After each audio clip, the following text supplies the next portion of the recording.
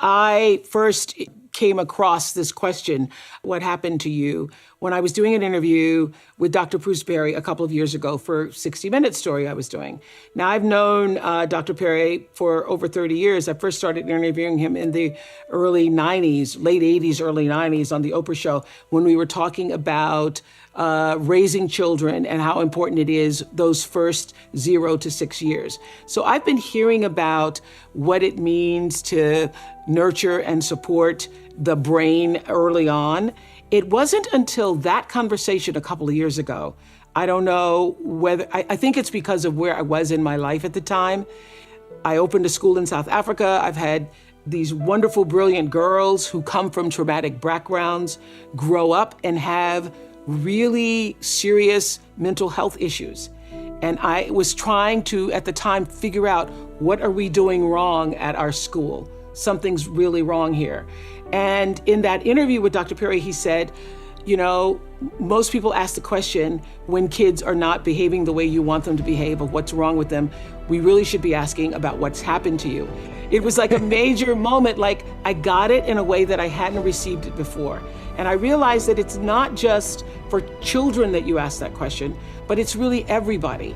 And that moment, Bruce, as I've said to you many times, Dr. Perry, changed the way I saw my relationships, how I saw my own life, how I interacted with people, and even in politics where it was so crazy in the past 4 years, and everybody's always talking about what's wrong, what's wrong, what's wrong.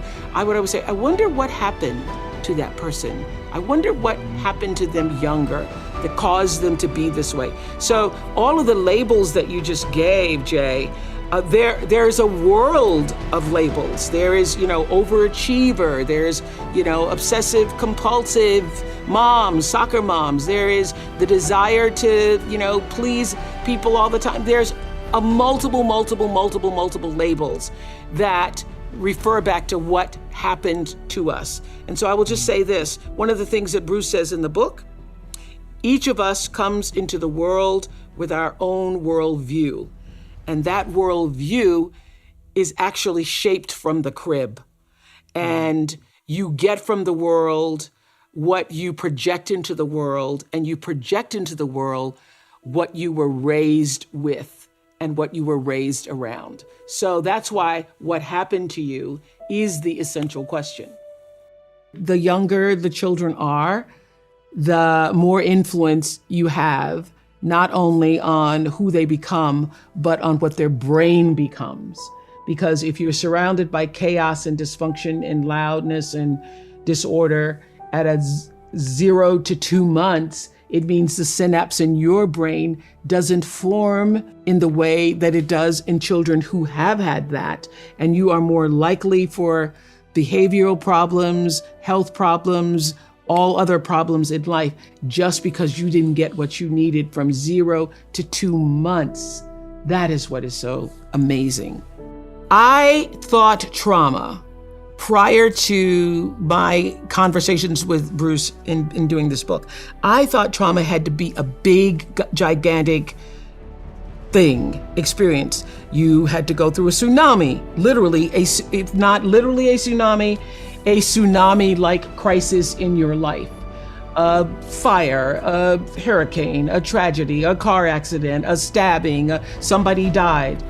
And it was through co-authoring this book with him that I understood that it was the consistent little things. It was the aggressions and microaggressions in a person's life that causes them to have their own worldview. Whatever that worldview is for you is different from me. So the biggest learning for me is that trauma doesn't have to have a great big old capital T on it. It's really how you were loved. And that neglect and trauma are hand in hand because both are equally as toxic. Over the years of interviewing people, it was my greatest classroom. I was always paying attention to what people were saying and paying attention to their lives. And what I understood and could articulate, not through science, but just through my own observation, is that, people are as dysfunctional, as unhappy, as disoriented in their lives based on how far they are from the center of themselves. And the center is where wholeness lies, as you know. And so where there is no center and there is no sense of wholeness and love for yourself, there's going to be disarray, chaos, confusion, and, dysfunction in your life. And I saw that over and over and over again, that people behave based on how they were loved and then how they were able to process that in a way to love other people. Well, you start with understanding that your cup being full is how you allow yourself to give to other people. You can't give what you don't have. You can't love if you haven't been loved. You don't even know how to begin to do that.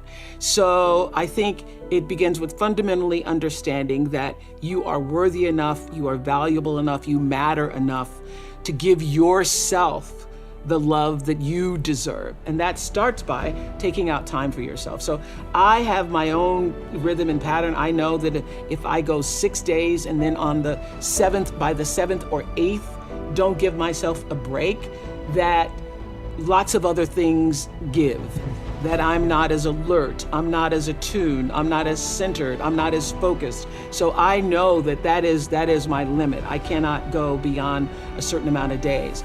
And for me, walking in nature is my solace. It is where I feel that I am one with all, and all being, all creation and, connected. For other people, it may be dancing, it may be music, it may be knitting, it may be whatever it is that brings some kind of rhythmic pattern into your life. Actually, it was Bruce and I were walking on my campus in South Africa, and there were a group of girls dancing, literally on the lawn, because Lord knows they love to dance. And Bruce says, "Oh, that's not just," I said, "Oh, they're just having fun." And Bruce said, "Oh, they're not just having fun, they actually are healing themselves." The rhythmic pattern, that's why when you've been in an argument with someone, or you're in the middle of an argument with somebody, if you just go and take a walk, or you go and turn on some music and you start dancing, if you just have some form of movement, you feel better. That's number one. Number two, one of the most important things, most important takeaways from what happened to you, I believe, is understanding how the brain works. And that diagram that's on page 26 or 27 about the inverted brain being like a triangle. So you see that beginning with the brain stem, that's the lower part of the brain, all the way to the cortex and through the limbic area. You understand that. When you're upset or in fear or angry or are in an antagonized state, and you're trying to reason with a person, a child, your spouse, your boss, your friend, they literally cannot hear you because the reasoning part of the brain is in the cortex, and what you're saying is only reaching the brain stem. So whenever somebody is dysregulated, which is what that is, being anxious and fearful and yelling and screaming, the thing to do is to calm yourself first. Then you will be able to help that other person get calm and regulated. That's how you get to reason. But if you both are just yelling at each other, literally, and you're going, "You don't hear me, and you don't hear me either," and they actually cannot hear you. That's what I thought was so fascinating. I was in a boardroom having to confront someone in my 40s. And I had so much anxiety about the fact that I was going to have this confrontation with somebody. Normal disagreements would cause me a great sense of angst and worry and, oh my God, and what's going to happen? And I just said, where is this coming from? Why am I so afraid when I am the one in the power seat? I am Oprah Winfrey running the Harpo Studios, my name spelled backwards. I'm the person in charge. And in order to have a disagreement with somebody, I go through so much angst. And I realized, Jay, that even though I had the power, I still felt that every confrontation, I was going to get a whipping, that a whipping was going to result. that thing that used to come up inside me when I had to walk to get my own switch. Oh, where is this feeling coming? I'm feeling like in every confrontation, I'm going to get a whipping. And at the end of it, that person's going to be mad at me. And at the end of it, that person's going to say, you better not act like you're mad. You know, all the things that happened to me as a kid. So it wasn't until I was a full-grown adult in my own seat of, you know, perceived power, feeling those feelings of anxiety and anxiousness, having to have the slightest bit of confrontation. So what I say in what happened to me is that being beaten as a child, having to be subservient to other people's ideals of what it means to be a child, meaning you are seen and not heard. So I've grown up to have this big personality, but being raised in an environment where children are seen and not heard, and your opinions do not matter. So what happened to me taught me that my opinions do not matter. Keep your opinions to yourself and do whatever you can to please other people so that other people will like you, so that other people will not be upset with you.